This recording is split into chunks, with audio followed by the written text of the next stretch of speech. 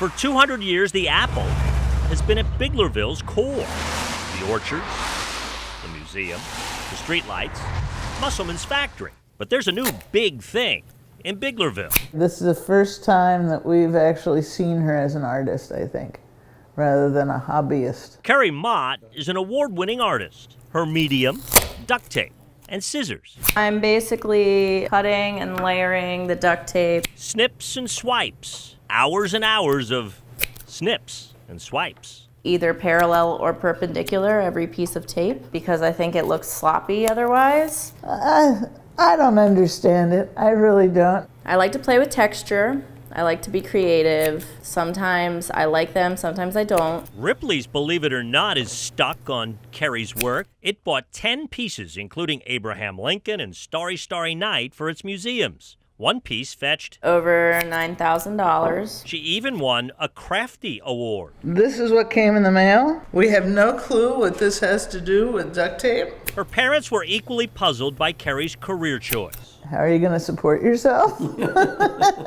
She graduated college with honors and planned to be a neurosurgeon. It was more like, are you sure you don't want to be a doctor? We end up with duct tape all over our house, so no, where did we go wrong? But Carrie's like a surgeon with those scissors. Up close, thousands and thousands of cut and stacked duct tape. But step back for the big reveal. This is the merman from the movie Shape of Water, which won the Academy Awards. I basically developed my own art form. Also means I'm the best at what I do because nobody else does it. So that's pretty cool. Also pretty cool, this 16-foot, 300,000-piece creation recently went in the Guinness Book of World Records as the largest duct tape artwork on the planet. Leave it to a girl from Biglerville to dream big.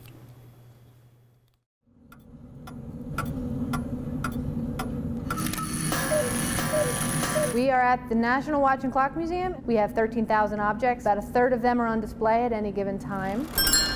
This is a musical wall clock from 1770. It's German. And what's really great about this clock is that it's got original bells. So if something were to happen to those bells, we would not be able to replace them. This is known as the Engel Monumental Clock. Monumental is a big word for big. It was built by Stephen Engel. Started building this thing in 1857. He didn't get it done until 1877. We run about 90 clocks in the museum total that will need to be reset. To do that, we can either stop the pendulum and wait an hour and then restart it. It makes it a lot easier for saving time for us to set the clocks. I think time is different for everyone, passes differently. Some people measure it in memories, some people measure it by seconds. Time, I think, is fluid. It can be interpreted differently depending on who you are. It's the friendly rising sun. Cheers! Cheers to the rising sun forever! Today's our last day at the Rising Sun. This place has been here since, they say, the 1700s. Just a typical restaurant. It was breakfast, it was lunch, it was dinner. I've been coming here on and off for about 47 years. I'm going to miss the place a lot. The night before my wedding, I came here and I got schnockered. My best man and I, and it doesn't take much for me, so I was out quick. You say that again, what you wanted, the sausage and cheese omelet with rye.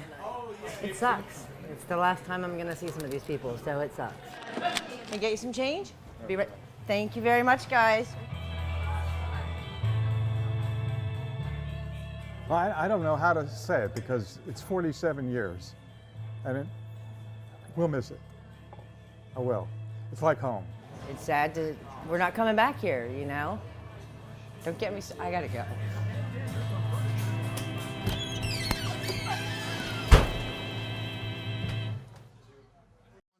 By McCardle, the only McCardle Colt in the sale here. On the block. Anybody get 20, anybody get 23. Make a bid, but be quick. Done. You're a winner. $80,000. Thank you. It's the 79th annual Standardbred Horse Sale. We've been here. We're the second oldest tenant at the Farm Show complex. The oldest is the Pennsylvania Farm Show. I'm actually from Canada.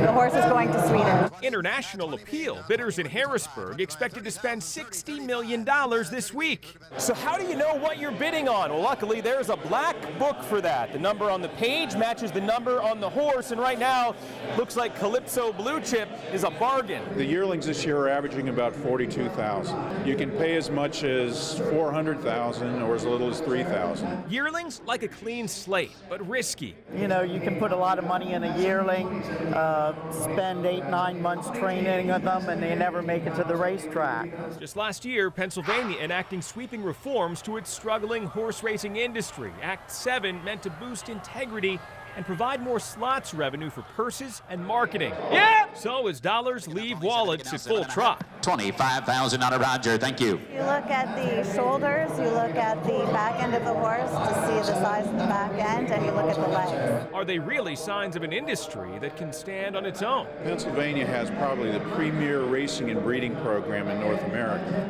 Everyone really looks to Pennsylvania as a model.